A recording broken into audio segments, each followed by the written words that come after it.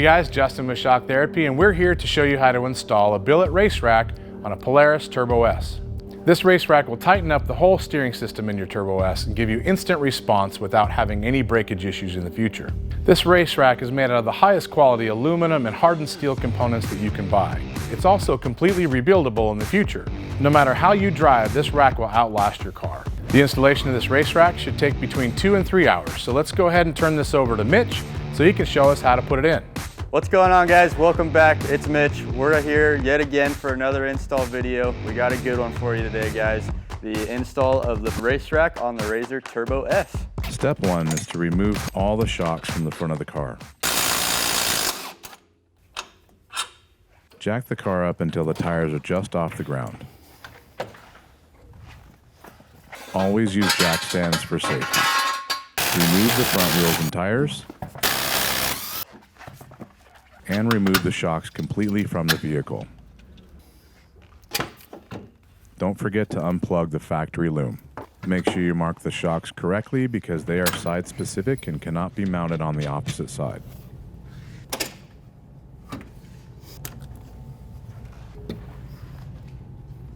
Next, disconnect the sway bar links from the lower control arm. Make sure you save all the hardware and don't lose any of the spacers.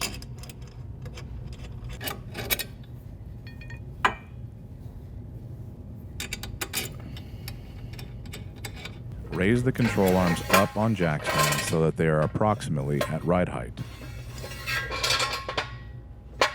Disconnect both outer tie rod joints from the spindle.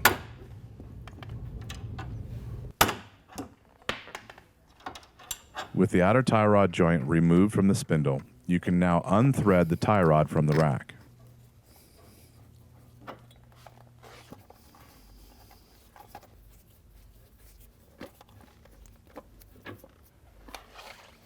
Disconnect the front differential sensor. Also disconnect the front diff vent hose. Next, remove the top differential support plate.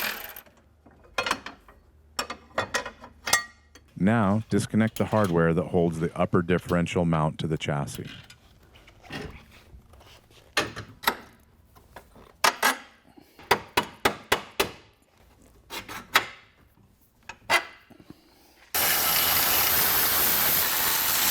With the hardware removed, you can now completely remove the upper differential mounting plate.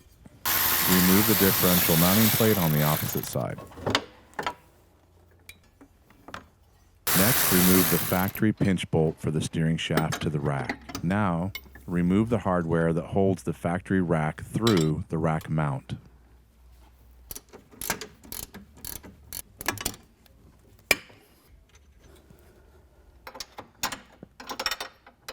With the pinch bolt removed and all of the factory rack mounting hardware out of the way, the factory rack can be removed from the vehicle. Before installing the billet rack, make sure that the rack and pinion is centered by checking the rack gear distance on both sides of the body.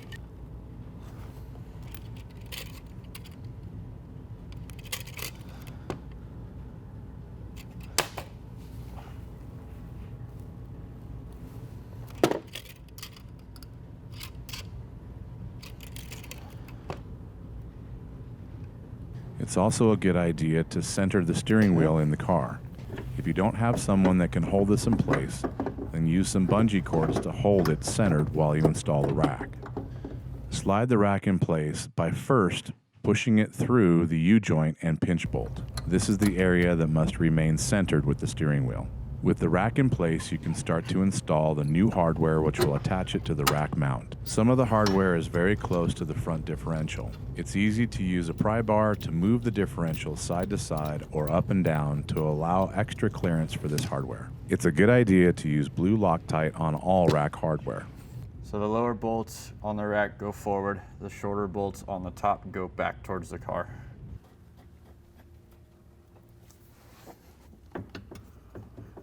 With all the hardware started, you can now tighten every bolt.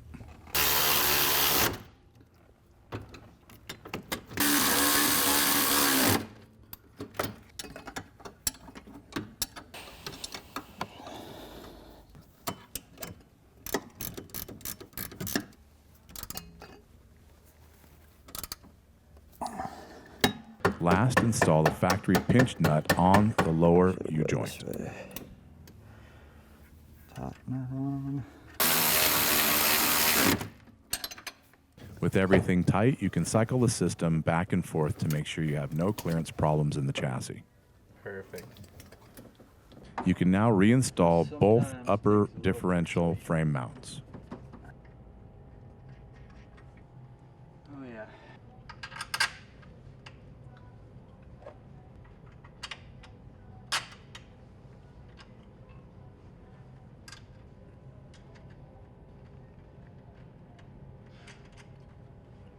Make sure that you feed the factory differential wire loom through the upper frame mount on the driver's side.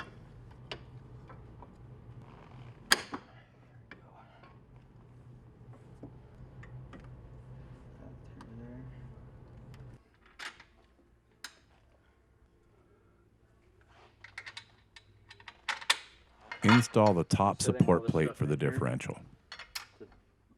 Loosely.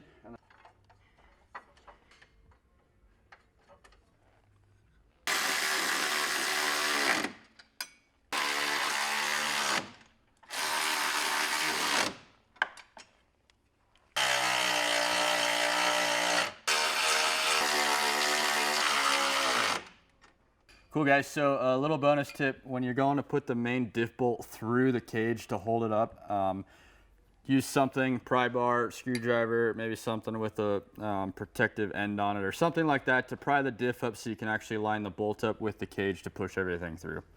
Next, install the long bolts holding the differential brackets to the chassis.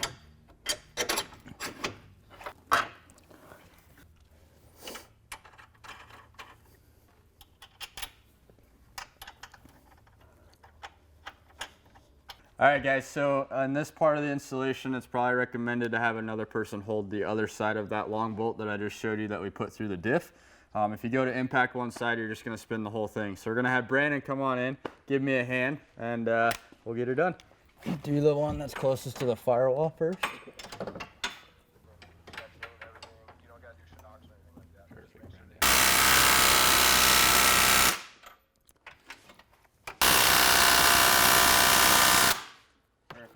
Reconnect the factory loom to the front diff.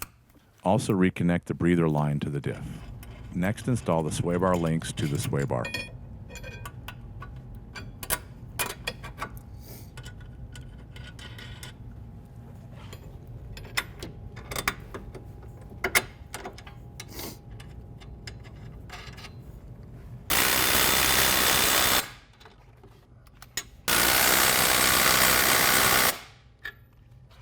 Remember that this billet rack and pinion requires aftermarket tie rods. You can use any tie rod of your choice. The most important thing when using aftermarket tie rods is that you keep the rod end installed in the rack the way we deliver it. Use the clevis that is supplied in most tie rod kits in the tie rod. Never switch the clevis with the rod end in the rack. Rod end stays in the rack, clevis stays in the tie rod. Install the tie rod joint onto the spindle.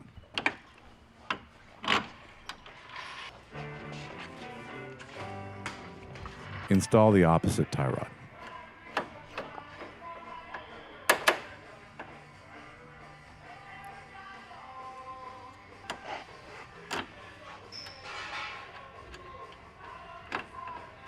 Tighten the centerlink hardware that connects the rod end on the rack with the clevis on the tie rod.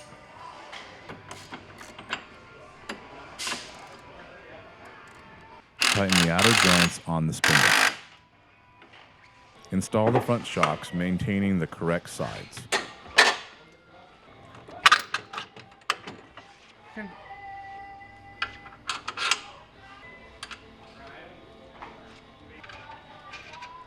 Don't forget to install the factory shock loom, otherwise the shocks will not perform accurately.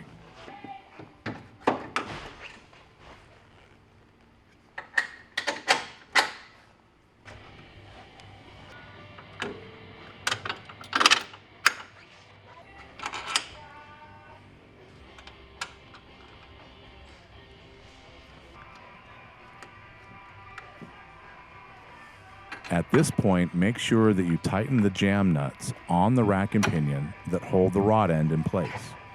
Next, jack up the car and install the wheels and tires.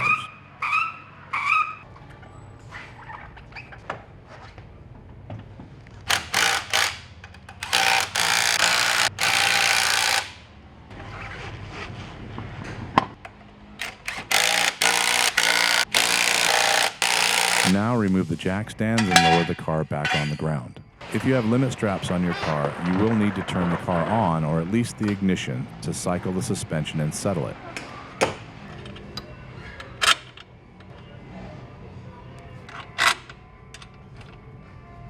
Jack the car up so that the straps are straight when you tighten the lower bolt.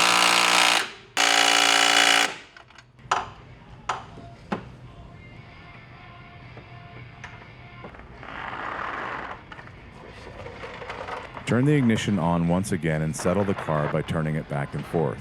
Keep the steering wheel centered once you leave the car. With the steering wheel centered and standing in front of the car, you can give it a rough alignment by looking at the front tires compared to the rear. Adjust each tie rod individually to line up the front tire with the rears. Whenever you make an adjustment, make sure that the steering wheel is centered. Once the front tires are close visually compared to the rears, you can now set the toe in the front. We recommend 1/4 of an inch toed in. That means that the measurement in the front is 1/4 inch shorter than the measurement in the back of the tires. 48 3/4 dial. It's actually that. Once your toe is set correctly, you can now tighten all of the jam nuts for the tie rods.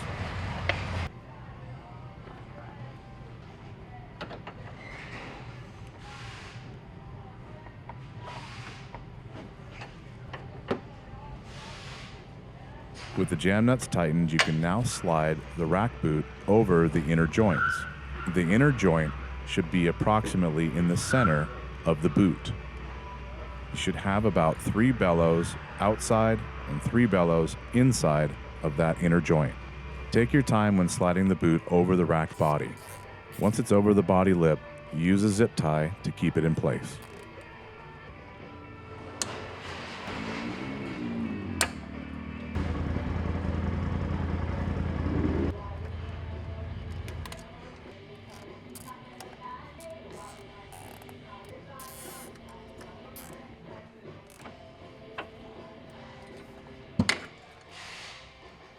With the zip tie cut to length, your installation is complete.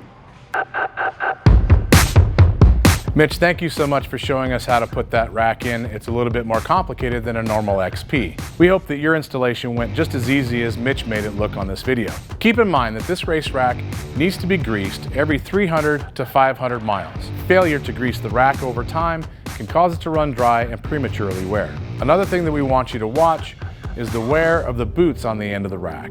Sometimes you can get branches and other things up in there that can cause a cut in the boot and allow dirt and debris to get inside the rack. If you have any issues like this, we sell the rack boots separate on the site and you can replace them at any time. Even though Mitch showed you how to do a rough alignment on the car, we always recommend that you take your car to a professional alignment shop to make sure that it's perfect. One final thing that we want you to be aware of: never remove the rod ends from the end of the rack gears the way we ship them. We find that it's common people take the clevis on their tie rod kit and switch it around with the rod end that's in the rack. Never do this, as it changes the geometry in the front end and will create bump steer.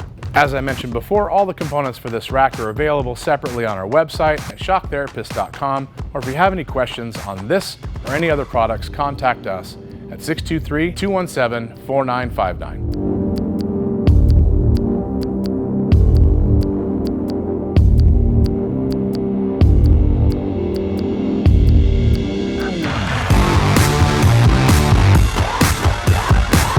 Get all you stop asking if we're ever going to have a rack for a turbo. Don't ever that on this thing. Face when he doesn't know what to do.